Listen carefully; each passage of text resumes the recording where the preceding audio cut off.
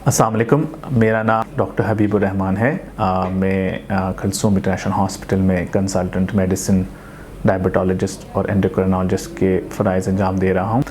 आज के discussion basically is around diabetes कि हम इस शॉर्ट वीडियो में बेसिक्स आपको मैं डायबिटीज़ के बारे में बताऊँगा कि डायबिटीज़ क्या होती है और इसके अलामतें क्या होती हैं, इसको कैसे तशख़ीस किया जाता है और इसको प्रिवेंट करने के लिए हम क्या कर सकते हैं डाइट में, हम किस तरह से अपना लाइफस्टाइल मॉडिफाई कर सकते हैं और इसके कंट्रोल के लिए क्या क्या मेडिकेशंस अवेलेबल हैं।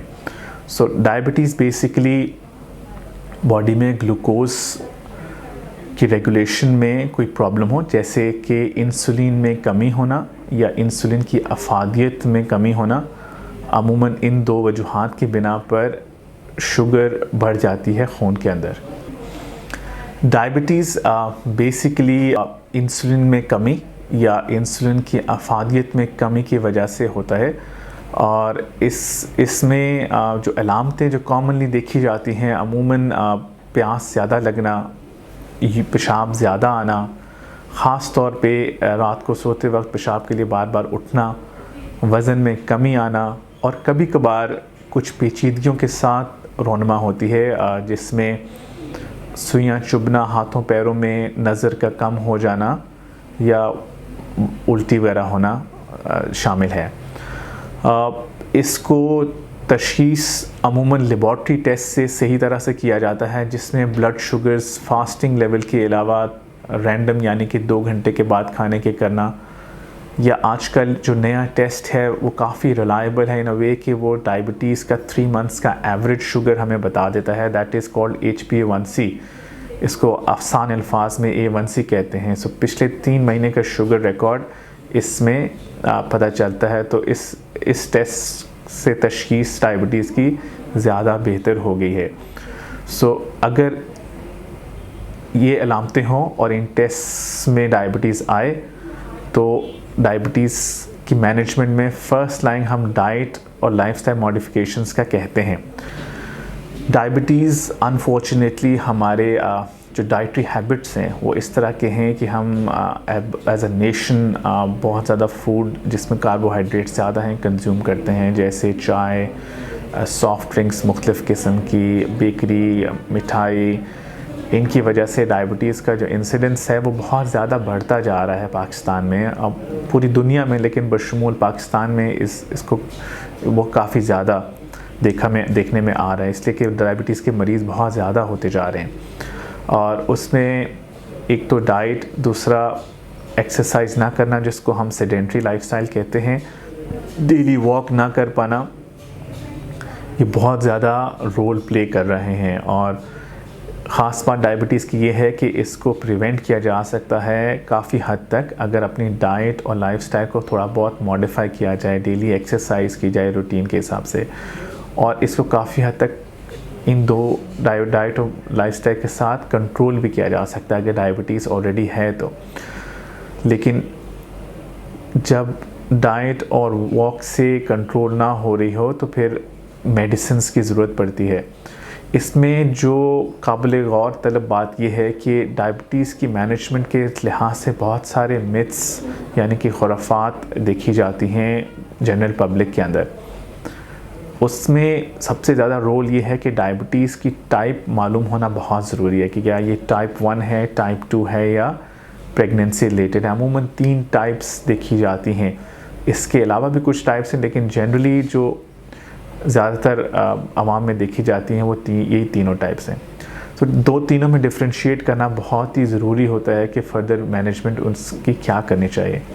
तो कभी कभार जो टाइप 1 डायबिटीज़ है उसमें इंसुलिन या तो नहीं बनती या बहुत कम बनती है। तो इस तरह के पेशेंट्स में कभी भी अद्वियात का फ़ायदा नहीं होता, इसमें हमेशा इंसुलिन लगाना बहुत ज़रूरी है और ये अमूमन यंग लोगों में होती है। इसके साथ वज़न की कमी होना, ये अलामतें ज़्यादा देखी जाती हैं। तो ये यंग लोग जो पेशेंट्स हैं अमूमन हमेशा इंसुलिन पर रहना उनके लिए लाइफ लॉन्ग बहुत ज़रूरी है, अदरवाइज़ वो बहुत सारी पेचीदगियाँ उनको हो जाती हैं जिनमें से लाइफ थ्रेटनिंग भी होती हैं। खून में तजाबियत बन जाना एक्सेट्रा। टाइप 2 डायबिटीज़ जिसमें अमूमन इंसुलिन की अफादियत कम हो जाती है, उसमें अद्वियात का रोल होता है, और वो भी अर्ली स्टेजेस में। अगर वो भी HbA1c जिस टेस्ट का मैंने आपको बताया है कि 3 महीने का एवरेज शुगर अगर काफ़ी ज़्यादा है तो कभी कभार उसमें इंसुलिन पर ही से स्टार्ट लेना पड़ जाता है। तो इसलिए ये बहुत ज़रूरी है कि इनमें तफरीक करना, क्योंकि अक्सर लोग हम देखते हैं कि जी टाइप 1 डायबिटिक होते हैं लेकिन वो इंसुलिन लेना नहीं चाहते, या उनके जहन में इंसुलिन से रिलेटेड बहुत सारी खुराफात होती हैं, उस बिना के ऊपर वो टैबलेट्स पर चले जाते हैं, जिससे कुछ महीने शायद कंट्रोल भी पा लेते हैं, लेकिन अमूमी तौर पर ये देखा जाता है कि वो लाइफ थ्रेटनिंग पेचीदगी के साथ दाखिल होते हैं एमरजेंसीज़ के अंदर, और वो कभी कभार जानलेवा भी साबित होती हैं। इसलिए टाइप 1 में इंसुलिन हर सूरत में लगाना for life is very important. और टाइप 2 ये है कि इनिशियली डाइट कंट्रोल अगर डाइट से नहीं होता तो फिर हम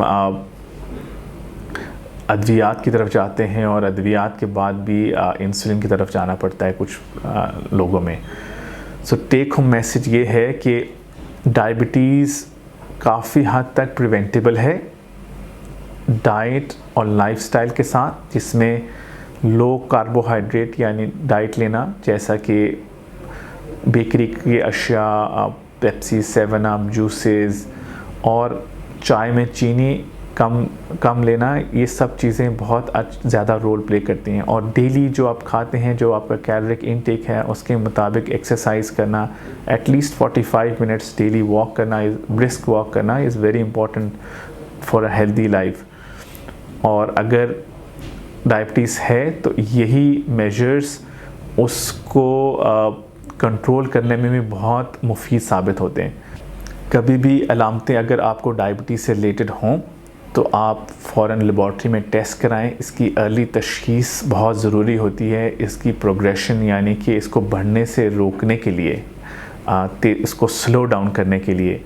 और अगर डायबिटीज़ हो तो अपने डॉक्टर से मशवरा करें डाइट से रिलेटेड और अद्वियात से रिलेटेड, और इसका कंट्रोल जल्द से जल्द हासिल करें। कुलसुम इंटरनेशनल हॉस्पिटल में हम डायबिटीज़, उससे रिलेटेड मोटापा, ओबेसिटी और तकरीबन तमाम पेचीदगियों से डील करते हैं। शुक्रिया।